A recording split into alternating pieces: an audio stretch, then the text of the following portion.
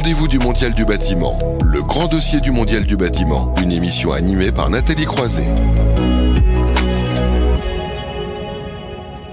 Et donc, chaque mois, dans ce rendez-vous du Mondial du bâtiment, on zoome, on va dire, sur une thématique majeure pour pouvoir échanger sur les perspectives et aussi, pourquoi pas, un petit peu ce qui peut titiller, on va dire. Donc, on a commencé à parler d'innovation ce matin. On va continuer à parler d'innovation. La formidable saga des innovations. Est-ce que le secteur est vraiment innovant? On va poser cette question parce qu'on entend beaucoup parler d'objets connectés, d'imprimantes 3D, de BIM, de gestion de données. On en a beaucoup parlé ici. Mais l'innovation, ce n'est pas que ça. Et on va voir ça avec nos acteurs présents en plateau. Maxime Chamillard, bonjour. Bonjour. Vous êtes coordinateur des labs de start-up Impulse Lab, c'est bien ça, et on peut vous définir comme expert de l'innovation pour la construction, c'est un peu ça? Tout à fait. Alors Impulse Lab, qu'est-ce que c'est exactement pour alors Impulse Lab, c'est un spécialiste de l'innovation dans le secteur du bâtiment. On fait ce métier depuis 10 ans maintenant, donc on a connu les tout débuts de l'innovation, on va dire, dans le secteur, qui aujourd'hui est foisonnant, et on va en parler tout à l'heure.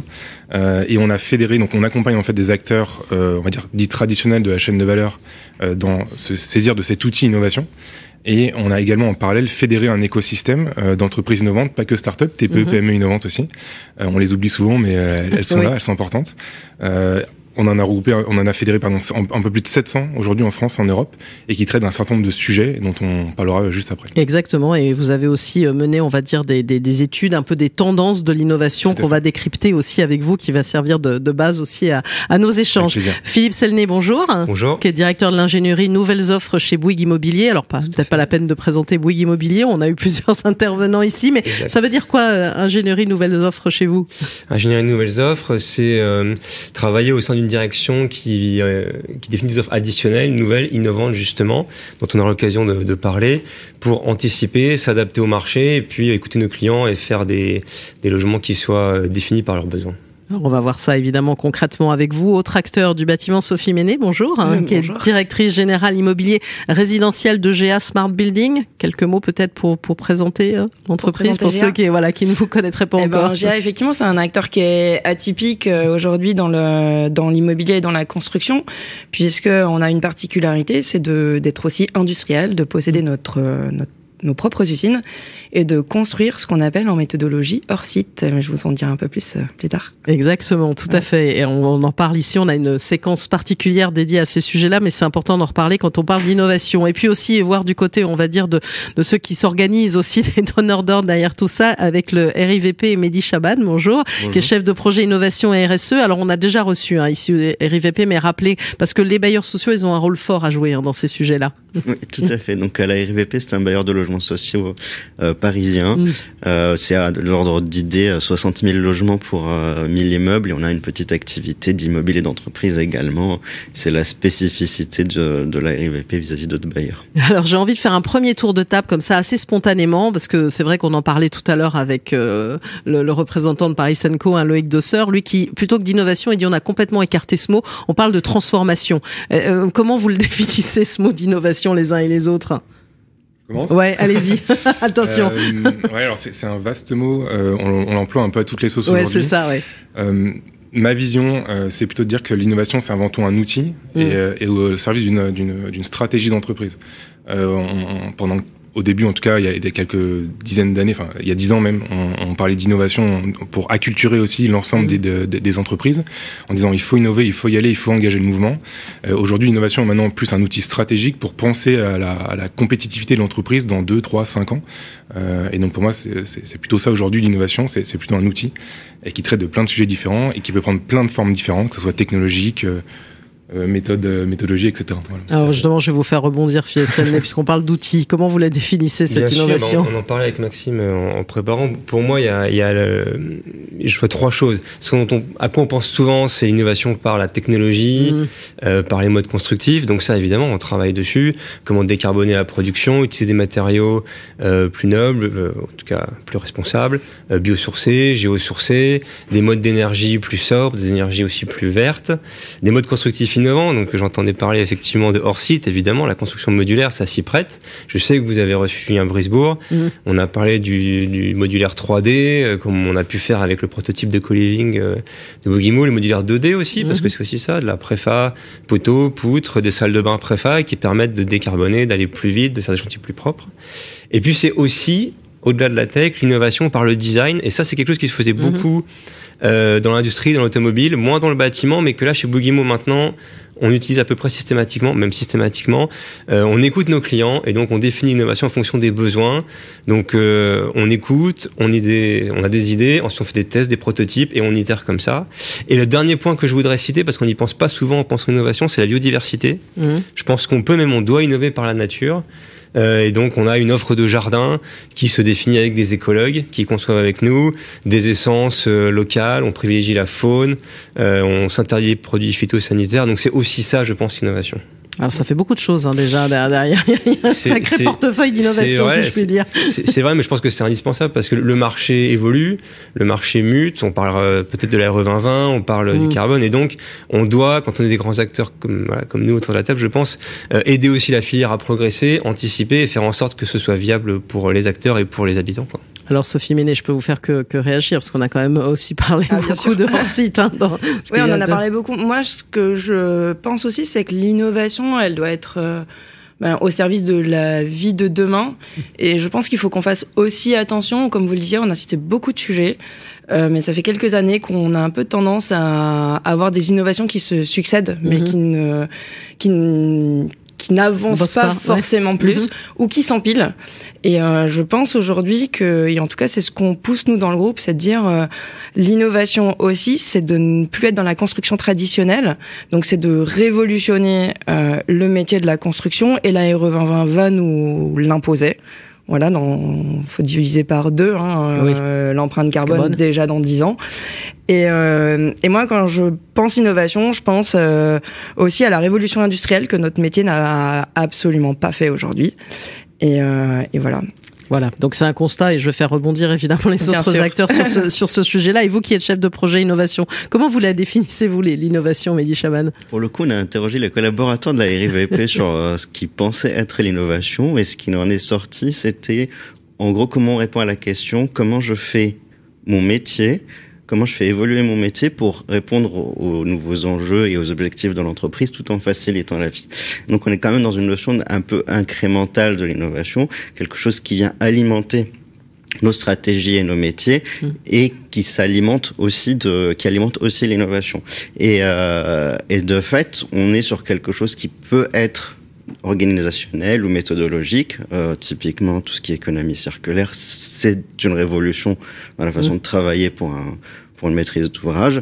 On peut être sur des solutions techniques très industrielles, des matériaux. On peut être sur des solutions outils informatiques, et on a aussi tout un champ de solutions plus servicielles, et notamment autour du design aussi, parce qu'on construit, on gère du logement, on gère aussi les usagers de ces logements-là. Donc on doit aussi construire des services pour eux. Alors, ce qui est intéressant dans tout ce que vous avez évoqué, finalement, vous avez mis peu de tech, dont on parlait finalement tout à l'heure. C'est ça qui est intéressant. Et d'ailleurs, dans votre étude, votre décryptage des tendances d'innovation dans le secteur du BTP, Maxime Chamillard est donc porté par Impulse Labs, où on voit un petit peu ce que vous avez mis en avant sur ces sujets-là. On voit que finalement, tous les sujets de productivité, de sécurité, de construire aussi autrement, c'est ce qui ressort le plus finalement. Oui, alors sans surprise. Au lieu d'y coller tarte à la crème, ce que je disais en introduction, objet connecté, imprimante 3D, BIM, etc. Oui, alors c'est sans surprise. Je précise juste que cette étude a été menée aussi avec l'OPP BTP et le 3CA BTP. Exactement, 3CA BTP qui est un des partenaires évidemment du Salon du Mondial du Bâtiment et aussi de cette émission. Donc il faut le préciser, exactement.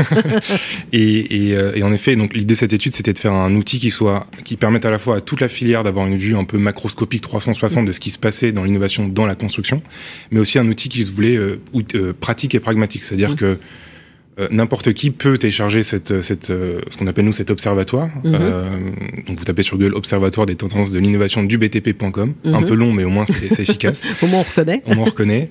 Et c'est un outil qui se pratique et pragmatique parce que vous allez avoir des cas d'usage très concrets. Et ensuite une vision par cas d'usage des innovations qu'il peut y avoir. Donc un listing en fait d'innovation, et surtout aussi leur niveau de maturité et leur niveau de déployabilité à court, moyen ou long terme. Et puis également des retours d'expérience. Et dans cette étude, on a identifié un peu plus de 200 entreprises qui proposaient l'innovation, que ce soit technologique ou non. qu'on a regroupé en 42 champs d'innovation. Alors, je vais pas vous faire la liste des 42 champs, parce que sinon, je pense qu'on va être un peu en retard. Mais on peut faire les 3h45 d'émission juste avec vous. Si ça vous va, et donc, ces 42 champs, on les a regroupés en 3 grands thèmes, vous l'avez cité. La productivité, c'est évidemment un enjeu majeur, parce que la productivité n'a pas évolué. La construction modulaire et la construction en site est un des vecteur pour justement améliorer cette productivité. Pour autant, ça reste un système qui est un peu nouveau dans l'organisation des entreprises traditionnelles.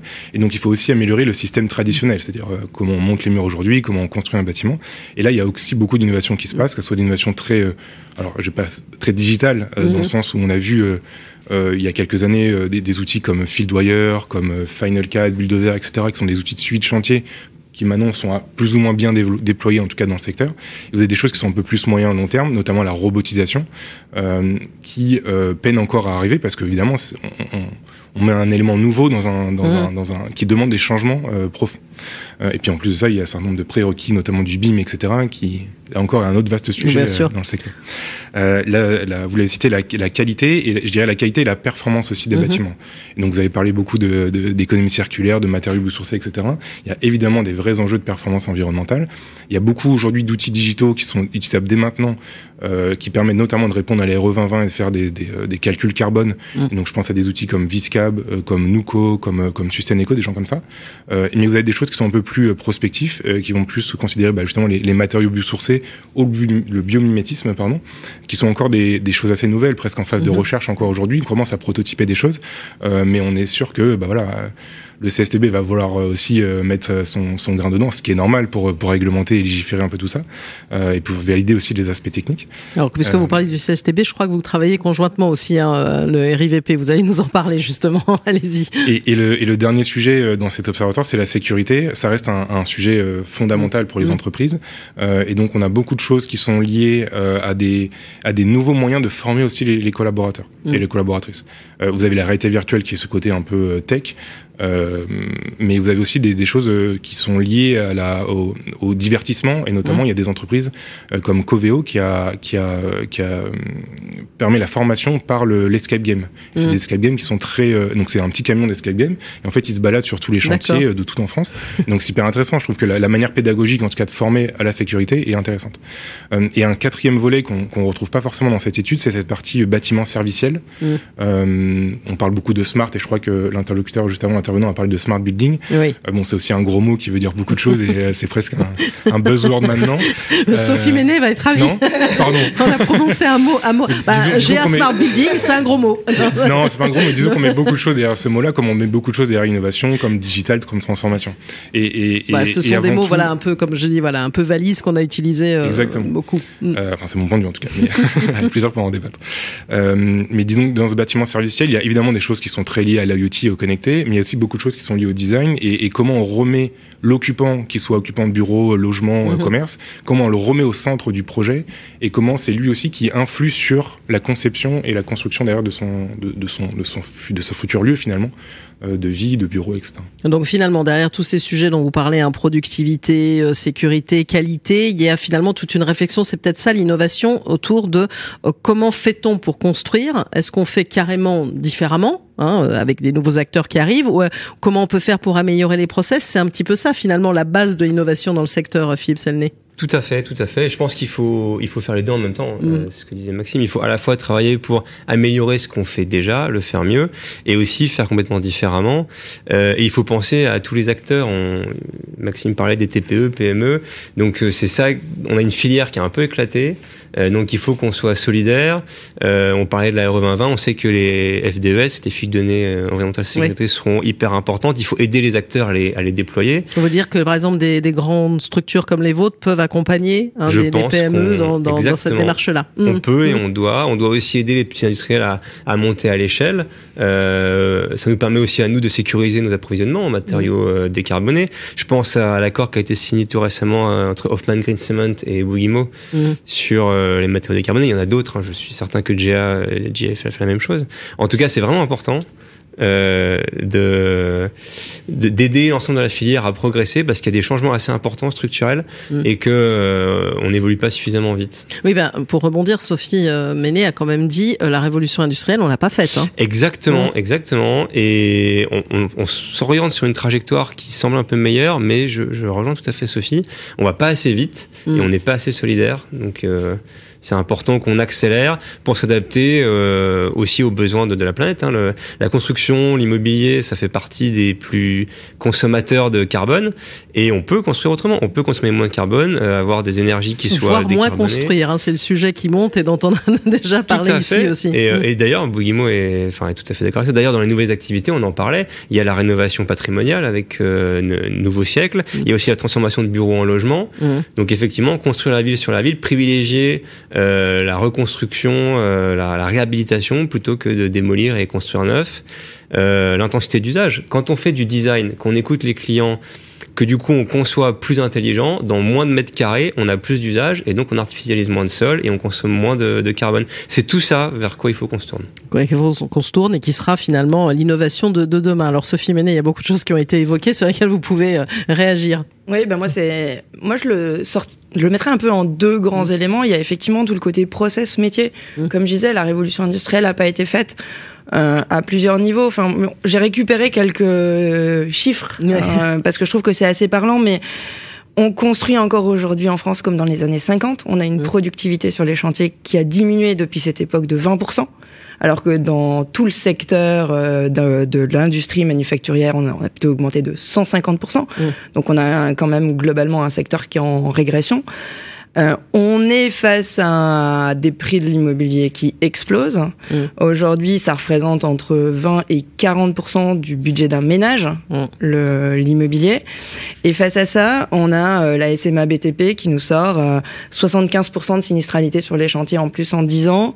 On a des sites comme UFC qui disent il y a 4 à 5 mois de retard en moyenne sur tous les chantiers. On a 3 fois plus de réserves qu'il y a 10 ans.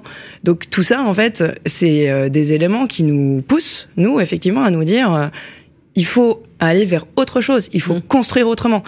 Et donc vous, c'est carrément construire autrement. Il y a évidemment l'amélioration des process, mais vraiment une façon de procéder radicalement différente ? Oui, parce que de toute façon, aujourd'hui, en fait, on n'est plus dans le fait d'améliorer petit à petit. On a une norme qui est arrivée, qui est la RE 2020. Alors, aujourd'hui, on est au niveau 2020, c'est assez cool, et on arrive encore à faire un peu comme avant. Mais, je te vois sourire, mais c'est un peu vrai, en fait. On a vécu, moi, ça fait une quinzaine d'années que je travaille, on a vécu les RT 2005, 12, etc., où finalement, on a continué à construire comme avant. Et aujourd'hui, la RE, qu'est-ce qu'elle nous dit ? Elle nous dit faut diviser par 2 en 2030 et il faut être en neutralité carbone en 2050. Et on a déjà 2030, c'est demain. Et 2030, c'est demain. Et effectivement, on a un secteur, t'en parlais, mais qui consomme 50% de la matière première disponible en Europe. Et qui émet 23% des émissions de gaz à effet de serre. Donc c'est maintenant qu'il faut réagir, c'est maintenant qu'il faut réduire les consommations énergétiques et rénover les bâtiments, c'est une première piste, et c'est maintenant où il faut se dire, si on veut continuer à construire du neuf, et si on veut avoir un immobilier de logement qui reste accessible en construisant plus, parce que rénover c'est bien, mais ça offre pas de logement à ceux qui n'en ont pas. Donc il faut aussi continuer à construire du neuf, il faut construire du neuf autrement, de façon à pouvoir continuer une progression et surtout la faire en France. Voilà, je pense il y a des démonstrations aujourd'hui de modulaire, de 3D qui arrivent de l'étranger. On a des industries en France, on a une capacité en France de s'adapter. Et c'est ça, effectivement, que nous, on pousse chez GA, Smart Building. Voilà. Et Smart, ça veut tout dire. Ça veut aussi dire le côté classe. C'est aussi pour dire que changer l'état d'esprit aussi aujourd'hui du particulier qui va acheter son logement et lui expliquer que construire en bois, construire avec des méthodologies constructives qui sont peut-être un peu différentes de ce qu'il a de l'image qu'on a de la construction traditionnelle, ça permet de travailler les usages différemment, ça permet d'augmenter la réversibilité des bâtiments, ça permet de se projeter autrement dans la façon de vivre dans son logement. Alors Mehdi Chaban, qu'est-ce que ça vous inspire, ce que disent ces acteurs? Je disais, vous avez noué un partenariat, c'est ça, avec le CSTB aussi autour de l'innovation, justement pour chercher aussi des solutions, et des solutions qui puissent aller dans le bon sens. Exactement. Donc, le CSTB, on a renouvelé un accord cadre de recherche ensemble, et dans lequel actuellement on travaille sur 2 pistes qui nous semblent importantes. Il faut avoir en tête que nous, on intervient énormément sur du bâti déjà existant. Que ce soit là où il y a déjà nos locataires en rénovation énergétique, ou que ce soit en acquisition-amélioration, où effectivement, l'idée c'est de ne pas démolir et de reconstruire derrière. Donc on est un peu tendu entre 2 sujets, le sujet de la massification de l'intervention, notamment en réhabilitation énergétique, et le sujet de la durabilité des matériaux biosourcés, issus de l'économie circulaire, bas carbone, quand on construit du neuf ou quand on intervient. Et donc on est en train d'explorer ces pistes en parallèle avec le CSTB. Je rajouterai un troisième niveau qui est aussi issu de la RE 2020, qui est la question du vecteur énergétique, où actuellement on arrive à s'en sortir. À partir de 2025, pour faire du bâtiment A, B, c'est que de la PAC. Et si on veut, sur du bâti existant, atteindre ces niveaux-là, il va falloir qu'on fasse preuve d'intelligence collective. Et là, je vous rejoins sur la question de faire ensemble, c'est-à-dire avec les concepteurs, les bureaux d'études, les exploitants, pour trouver des solutions qui nous permettent de chauffer nos logements de façon bas carbone, sans augmenter les charges de nos locataires, et qui soit durable dans le temps. Voilà, donc il y a des sacrés défis à relever, mais finalement, à vous écouter, la crise qu'on traverse, et encore plus la crise liée à la hausse du coût des matières premières, vous l'avez évoqué, la hausse des prix, va faire qu'il va y avoir une bascule. Parce que là, je vous écoute, la question c'était le secteur est-il plus innovant? Je pense que finalement, depuis quelques années, il n'était pas plus innovant. Il faut un peu le résumer comme ça, même s'il y a des innovations qui sont arrivées. Donc, comment on va faire ce point de bascule? Parce que là, on y est clairement, Maxime Chamillard. Ouais, c'est difficile comme question. Ah oui. Vous avez 4 heures pour y répondre. C'est le bac philo. Non, c'est difficile de prédire. Et je rajouterai un autre enjeu en plus, c'est le recrutement. Aujourd'hui, dans le secteur, on a beaucoup de difficultés de recrutement. Peut-être que vous vouliez en parler, Sophie, mais et notamment un des enjeux, la construction modulaire construction en site peut y répondre. Justement, est-ce qu'on va pas mettre des robots? Puisque vous parliez de robots, vous savez, il y a toujours l'angoisse de l'intelligence artificielle qui va prendre la place de l'homme. N'oublions pas qu'on parle d'intelligence artificielle. Nous, on a encore un peu d'intelligence physique, on va dire. C'est certain. Je pense pas que ça remplacera les humains et les collaborateurs, les collaboratrices sur les chantiers. En tout cas, pas en totalité. Mais par contre, quand on sait qu'on a besoin de construire beaucoup de logements, et du coup, on a aussi besoin à côté de ça de beaucoup de main-d'œuvre en dehors de tous les autres aspects, et qu'on n'a pas cette main-d'œuvre à disposition, forcément, il faut trouver des solutions alternatives. D'autres champs sur lesquels on peut se dire, voilà. Est-ce qu'on peut pas optimiser le chantier avec de la construction hors site ou avec des robots potentiellement? On n'y est pas encore quand même tout à fait. Et si la question était, et rappelez-moi la question, c'était est-ce que c'est innovant, non? C'est ça? Oui, voilà. Finalement, est-ce que le secteur, on peut dire, il a innové, mais peut-être pas suffisamment, ou peut-être pas de la bonne façon, j'ai cru comprendre finalement. Je pense qu'il a, en réalité, quand on voit les structures, les infrastructures notamment, ou certains bâtiments qu'on a fait pendant des années, c'est quand même assez incroyable, le béton précontraint, des ponts suspendus, c'est quand même fou. Alors moi, je suis pas du tout du milieu à la base, et quand je suis tombé là-dedans, je me suis dit, mais c'est dingue ce qu'on arrive à construire. Donc je dirais que le milieu était innovant, mais d'une innovation plutôt très technique, portée plutôt par les ingénieries, plutôt portée potentiellement par la recherche et développement. Et aujourd'hui, on passe d'une innovation technique à une innovation technologique, d'innovation d'usage. Et donc c'est des concepts. On a l'impression qu'il faut faire preuve d'inventivité. Si je rebondis aussi sur ce que disait Mehdi Chaban il y a un instant. Et il faut aussi rationaliser, c'est-à-dire qu'aujourd'hui, on veut un peu partir dans tous les sens pour répondre à plein de choses. Et peut-être que le point de bascule, c'est de se dire, on va commencer étape par étape. On va d'abord faire un peu de process, ensuite on va faire un peu de tel autre aspect. Donc peut-être qu'il faut arriver à rationaliser, moins se disperser, et surtout aussi arriver à embarquer toute la filière. Et ça, c'est ce qu'évoquait Philippe Selnet aussi. On l'a peut-être pas fait suffisamment ensemble. Et de toute façon, ces enjeux qu'on traverse, faut le faire ensemble. C'est ça? Exactement. Tous les acteurs, y compris, je pense par exemple, un acteur dont on n'a pas parlé, qui sont les assureurs. On parle du réemploi, recyclage. Une des questions, c'est ça. C'est ces matériaux qu'on récupère et qu'on remet. Comment est-ce qu'on s'assure qu'ils sont garantis, que leur usage sera fonctionnel sur la durée de vie qu'on veut? Et pour le moment, il y a parfois pas d'assurance, d'où le fait qu'on ne se sert pas de ces matériaux. Voilà, alors pourtant, on nous parle tout le temps d'économie circulaire, mais c'est pas si facile que ça à mettre en face. Je pense que Mehdi Chaban pourra aussi le commenter. Donc c'est ça, mais des initiatives comme le booster du réemploi, par exemple, sont des solutions. Alors, en tout cas, permettront d'arriver à une solution. Et ça, on le faisait pas parce qu'on se parlait pas assez, parce qu'on n'avait pas le sentiment d'urgence. Je pense que maintenant, on voit que la maison brûle et donc on bouge plus vite qu'on le faisait. Mais vous avez raison, on n'a pas évolué assez vite. Mais le fait qu'il y ait cette émission, qu'on soit là et qu'on se parle, c'est plutôt bon signe. C'est l'objet de cette émission exactement. Aussi, que les acteurs se parlent et montrent que sur ces sujets-là où il y a une urgence, on travaille ensemble. Oui, vous voulez réagir? Allez-y, Maxime Jamir. C'est pas non plus que de la communication, c'est-à-dire que là, on n'échange pas pour se faire plaisir. Il y a vraiment des actions, tu as cité Booster du réemploi. Il y a BPI qui a lancé un accélérateur construction pour aussi accompagner les TPE, PME à se développer, alors en termes d'entreprise, mais aussi à prendre conscience des enjeux de transition écologique et digitaux, et aussi de leur donner des outils pour s'équiper. Et quand on sait que voilà, il y a beaucoup de sous-traitants de petite taille qui arrivent sur les chantiers, en fait, il faut aussi les former, se dire tiens, il faut que tu arrives à utiliser tel outil, il faut que tu arrives à utiliser le jumeau numérique potentiellement, etc. Et donc c'est pas que des paroles. Alors on est lent évidemment, malheureusement. Le secteur veut ça, je pense, l'organisation.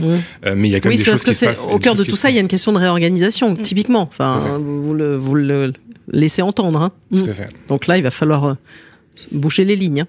Non, mais tout à fait. Et puis on parlait du CSTB, et là le CSTB tient des ateliers là, ces jours-ci avec les différents acteurs pour faire évoluer les ATEX vers des ATEX de conception pour faciliter l'innovation. Parce qu'aujourd'hui, un ATEX c'est compliqué à obtenir, ça dure pas longtemps, ce qui fait qu'on n'est pas sûr que ça marche. Donc il faut investir énormément de temps et d'argent pour un résultat douteux. Et ça, c'est un frein, c'est une barrière à l'innovation. Et ça, le CSTB on a conscience. Et là, on travaille tous ensemble de nouveau pour faire évoluer ça. Donc effectivement, on voit qu'on s'est mis en mouvement. Alors Sophie Menet, vous y parlez aussi du recrutement. Hein. Ouais, moi il y a deux éléments sur lesquels j'aimerais rebondir. C'est le faire ensemble, ou moi je me permettrais d'ajouter aussi, c'est de plus opposer les filières aussi et de plus opposer les matériaux, parce que oui, pas le béton versus bois versus pierre versus voilà, c'est que finalement aujourd'hui on a la chance en France d'avoir des matériaux, on a des filières qui se développent et qui innovent, y compris les métaux bas carbone qui innovent énormément aujourd'hui, et finalement c'est être aussi intelligent ensemble pour se dire l'important c'est d'utiliser le moins de matières premières disponibles, parce que ça, c'est gagnant pour tout le monde, et deux, de mettre la bonne matière au bon endroit. Et s'il y a besoin d'une poutre en béton à un endroit parce que c'est intelligent, il faut savoir le faire. Si on peut utiliser du bois parce que c'est mieux en termes d'empreinte environnementale, bien évidemment, il faut l'utiliser sur la partie structurelle. Donc moi, j'ajouterais ça, si vous me permettez, sur la partie matières premières. Et puis sur la partie emploi, ou en tout cas attractivité de nos métiers. Moi, je crois pas du tout que le fait de remettre des gens dans des usines, ça va favoriser les robots, ou en tout cas enlever des emplois. Je pense qu'au contraire, ça va redonner des emplois qualifiés dans le métier du bâtiment en France, ce que l'on n'a plus aujourd'hui. Parce qu'en peut-être à des acteurs qui n'y allaient pas aussi. Et voilà, et des acteurs qui n'y allaient pas. C'est-à-dire qu'aujourd'hui, sur les chantiers, malheureusement, on a du mal de trouver de la main-d'œuvre. On a de la main-d'œuvre qui n'est pas qualifiée. Et hier, j'étais dans une de nos usines, chez Haussabois, et j'avais le plaisir de voir des jeunes filles. Oui, c'est ce que j'allais dire. C'est un recrutement qui devient féminin. Je sais pas si ça se dit comme ça, électricienne. Et voilà, et j'ai eu l'occasion de discuter avec une jeune femme qui construisait un module pour pouvoir faire des bureaux qui allaient être livrés à Monaco. Et en fait, elle faisait tout le câblage électrique et elle avait 23 ans. Et ça, sur des chantiers, je n'ai jamais vu ça. Et c'est cool d'aller dans des endroits, de voir que finalement on retrouve une vraie main-d'œuvre, une main-d'œuvre qui est qualifiée, qui a le plaisir d'être là parce qu'elle travaille dans des conditions de sécurité, parce qu'elle travaille dans des endroits propres, et parce que leur métier est valorisé. Et je crois que c'est ça aussi, c'est que on a des vraies compétences en France. Le métier du bâtiment a des compétences incroyables. On innove sur énormément de sujets et je te rejoins complètement. Mais derrière, la mise en œuvre, trop souvent, elle est faite à la va-vite et elle est mal faite. Et le fait de remettre les gens aussi dans des bonnes conditions de travail va nous permettre d'innover, mais d'innover jusqu'au bout. Alors, Mehdi Chaban, vous pouvez réagir à ce qui a été dit aussi. Si on parle d'innovation, aussi de faire les choses peut-être différemment, c'est de réfléchir aussi plus globalement en termes de ville de demain. Ça, c'est aussi des choses sur lesquelles vous travaillez au RIVP. Ouais. Oui. Alors, on est un gros acteur du logement social, donc à la parcelle, mais en fait, on agit quand même dans un milieu urbain et notamment, je prenais pour exemple quand on a échangé l'appel à manifestation d'intérêt qu'on a mené avec Marianne Co pour transformer des parkings souterrains structurellement vacants et venir y mettre de nouveaux usages. Mmh. Donc actuellement, nous sommes au stade de faisabilité et l'idée, c'est d'inscrire, par exemple, des ressourceries, des plateformes qui permettent de faire du réemploi de matériaux. Je sais que pendant un temps, il y en a qui élèvent des champignons, parfois aussi dans les parkings, si je puis dire. Non, mais c'est des champignons, vrai. exactement. Pour pousser des champignons plutôt que de les élever. Ouais. Donc, l'idée, c'est de faire avec ce qu'on a déjà quelque chose qui vient apporter du service à la ville. Et valoriser des espaces qui étaient en perdition. Et sur l'économie circulaire dont on parlait, qui vous tient à cœur, est-ce que vous aussi vous rencontrez encore des difficultés quand on parle de réemploi, parce que c'est pas toujours simple de réutiliser un matériau. On en parlait avec Philippe Selnet. Oui.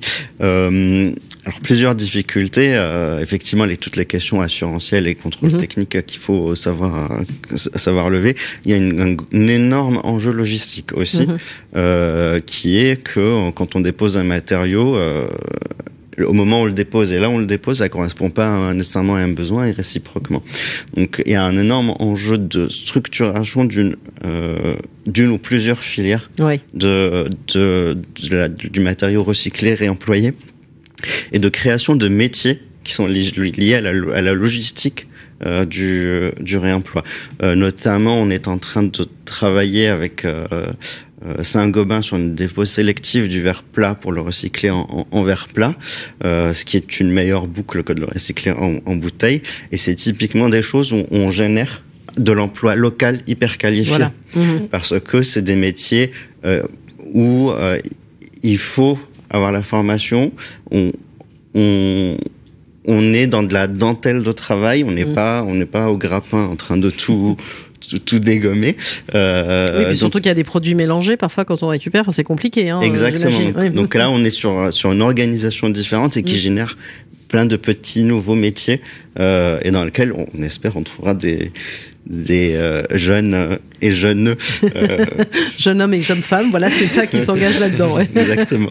Voilà, donc en tout cas, voilà, on sent bien qu'il y a une réflexion aussi qui s'engage sur la façon de faire. Vous l'avez évoqué. Donc ça sera quoi l'innovation ? J'ai l'impression que là, on dit voilà, le secteur, certes, il a innové, peut-être pas toujours dans un sens d'organisation qu'il fallait. Là, on a l'impression que si on veut dire, la question c'était le secteur est-il plus innovant ? Par la force des choses, on va dire le secteur va-t-il devenir plus innovant ? Parce que finalement, il va falloir aller vers du local, vous l'avez dit aussi, vers l'idée de consommer moins, vers l'idée aussi de faire différemment et en tout cas de recréer des filières et que l'emploi va peut-être se présenter un peu différemment, on va dire. C'est un peu ça, si on voulait résumer un petit peu comment on voit ces perspectives entre guillemets d'innovation dans le secteur. Je dirais de toute façon il le faut. Ouais, voilà. C'est une nécessité.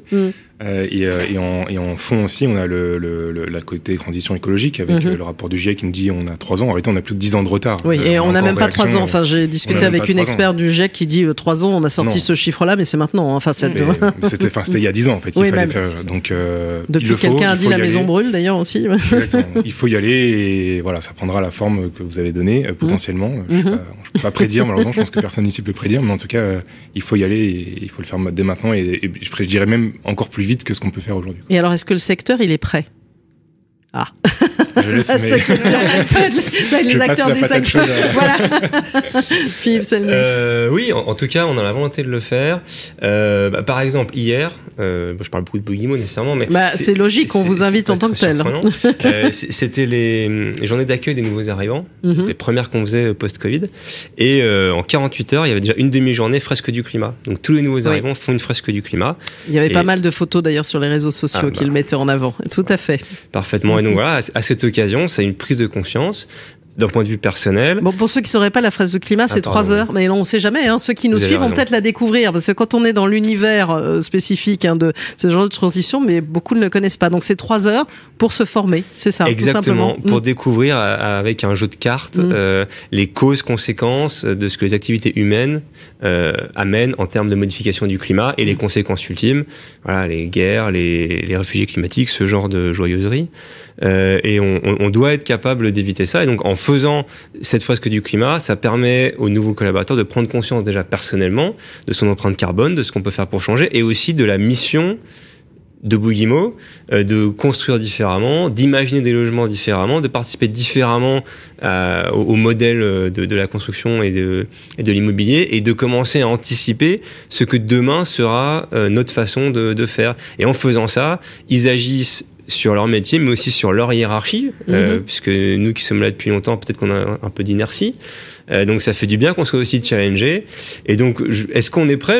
Moi, je pense qu'on est prêt. Après, le chemin est long, mais ça fait déjà un moment qu'on y travaille. Il faut encore acculturer, comme on dit, typiquement. Exactement. Mais on voit que les nouvelles générations qui arrivent sont très appétentes à ça, et même c'est presque une condition pour de recrutement. Exactement. Et on le voit, on ne cesse de le voir là, les primés, j'allais chercher le mot, mais en tout cas ceux qui montent sur scène pour recevoir leur diplôme en ce moment, entre HEC, Sciences Po, Agrotech, ils interpellent les entreprises. Tout à fait. D'ailleurs, j'ai vu que c'est Polytechnique qui a les nouveaux diplômés là, ont fait une tribune pour dire la technologie ne nous sauvera pas. Exactement, carrément. C'est quand même. Et voilà, donc on parlait de l'innovation. Donc voilà, c'est pas l'alpha et l'oméga, c'est important, c'est des outils, on y travaille, mais c'est aussi le design et c'est aussi l'économie circulaire. Alors c'est très bien. Justement, je voulais faire rebondir les autres, mais j'avais la question du numérique. Quelle place aura le numérique finalement dans cette innovation ? Parce que voilà, comme je disais, on en a beaucoup parlé. Comment vous le voyez, vous, ce numérique à l'avenir ? Elle aura évidemment sa place parce que le numérique permet beaucoup d'optimisation, que ce soit en amont et aussi en aval. Donc c'est forcément, elle aura sa place. Mais encore une fois, ça sera plus un outil qu'une finalité. Et donc c'est vraiment le numérique au service d'un enjeu et pas juste le numérique pour faire du numérique ou pour faire de la data. Voilà, et pas empiler finalement un peu de la façon dont Sophie en parlait tout à l'heure, où on a un peu empilé et cumulé les innovations, et qu'il y a vraiment une autre façon de penser. Donc selon vous, est-ce que vous êtes évidemment un peu pionnier, mais est-ce que le secteur il est prêt à cette bascule ? Moi je pense qu'effectivement le secteur il est prêt pour plusieurs raisons. C'est qu'on a quand même les meilleures écoles, je pense, au monde dans le bâtiment aujourd'hui en France, qu'on a des groupes de construction qui travaillent dans le monde entier et qui ont une capacité d'adaptabilité folle. D'ailleurs, quand ils vont travailler, moi je dis souvent, quand Bouygues travaille dans le reste du monde, ils travaillent hors site. Quand ils travaillent en France, ils construisent de façon traditionnelle. Donc, j'ai rien contre Bouygues, j'y ai travaillé pendant 15 ans et je les adore. Mais c'est juste que il faut passer le pas. Que le pas, c'est maintenant qu'il faut le passer, et qu'on a absolument toute l'ingénierie et la capacité à faire, et qu'il faut qu'on garde en France cette capacité à continuer encore dans 10, 20 ou 30 ans à avoir la fierté d'exporter les métiers du bâtiment, parce que c'est ce qu'on connaît encore aujourd'hui. Enfin, nos métiers continuent à s'exporter. Tu parlais des ponts, etc., de toute la technologie qu'on a mis en place. C'est encore quelque chose où aujourd'hui qui est démonié fortement par l'industrie française. Et moi, je crois qu'on a réellement la capacité. Et après, sur le numérique, peut-être juste pour rebalancer sur le numérique. On a connu le BIM, on a commencé à travailler en BIM. Le BIM, finalement, à un moment, on se disait, bon, ok, on avance, mais on fait surtout des perspectives avec. Et puis après, sur les chantiers, les mecs savent plus quoi en faire. Moi, pareil, je vais reparler du hors-site. Forcément, c'est notre savoir-faire chez GIA. Mais le BIM, dans le hors-site, c'est pas un outil pour se faire plaisir. On dessine en BIM, on fait des vrais avatars numériques, et dans l'ensemble des composants qui vont permettre de construire le bâtiment, tout est dessiné en BIM, et quand on appuie sur le bouton, ça part dans les usines, c'est fabriqué, il n'y a plus rien qui est modifié derrière. Donc là, c'est un outil qui est indispensable pour construire l'acte de construire de demain. Et ça devient plus obsolète, ou en tout cas quelque chose qui... Un gadget. Mais c'est bien de passer par le gadget, parce qu'on est obligé dans un premier temps de passer par le gadget pour s'acculturer l'outil, pour se rendre compte de ce qu'il est capable de faire. Et après, ce gadget, ça devient un outil indispensable de travail. Et on peut pas faire autrement. Et alors, Mehdi Chaman, des acteurs aussi comme vous qui poussent aussi ceux du bâtiment à changer leur modèle quelque part. On fait ce qu'on peut. Effectivement, on est maîtrise d'ouvrage, donc on commande, et via l'outil de commande, on essaye d'inciter l'ensemble des acteurs à aller dans la même direction. Je rebondis sur la question des jeunes arrivants. On voit sur les maîtrises d'œuvre, les architectes jeunes, une vraie sensibilité sur toutes les questions de massification, d'écologie, de design de service. Bon, alors on va tous nous faire partir à la retraite, on met les jeunes et là ça va tout changer. Il faut quand même un peu d'expertise métier ancienne, quoi. Notamment parce que sur certains procédés constructifs un peu perdus, bien il faut sûr, aller on a chercher besoin d'expérience, évidemment. Pour rebondir aussi sur la question du numérique, effectivement, c'est un outil, on pourra plus s'en passer. On peut pas faire du numérique pour faire du numérique, et il faut, y compris quand c'est un outil, garder en tête que tout le monde n'y a pas accès. Je parle évidemment de nos locataires pour les services, mais pas que. Enfin, là, il y a une vraie complexité que vous disiez tout à l'heure sur un tissu qui est hyper éclaté avec parfois de tout petits acteurs qui sont pas toujours en capacité de répondre, y compris à nos exigences, à nous de maîtrise d'ouvrage. Qu'on doit aussi avoir cette notion de responsabilité vis-à-vis des petits acteurs et de chercher des voies et moyens pour donner accès à tout le monde à la commande publique, pour collectivement avancer. Collectivement avancer. Voilà, je pense que ça peut être la conclusion. On a bien compris qu'il fallait faire ensemble, et c'est peut-être ça qui sera la prochaine étape de cette innovation finalement. Vous êtes tous d'accord ? Voilà. Formidable. Merci beaucoup à tous les quatre. Mehdi Chaban, donc chef de projet innovation et RSE au sein du RIVP. Sophie Ménet, directrice générale immobilier résidentiel de GA Smart Building. Et ce n'est pas un gros mot. Philippe Selnet, directeur de l'ingénierie nouvelles offres chez Bouygues Immobilier. Je vous ai taquiné, Maxime Chamillard. Merci aussi à vous, coordinateur des labs de start-up Impulse Labs. Merci d'être intervenu dans cette table ronde sur l'innovation. On a vu que, évidemment, le secteur avait bougé, mais doit encore plus que jamais bouger, et que entre la réglementation et de toute façon une urgence climatique qu'on voit de plus en plus arriver, il y a beaucoup de choses à faire, et se former à la fresque du climat, c'est aussi un des points importants. Donc si vous êtes derrière votre écran, vous pouvez chercher la fresque du climat, vous verrez, c'est parfait.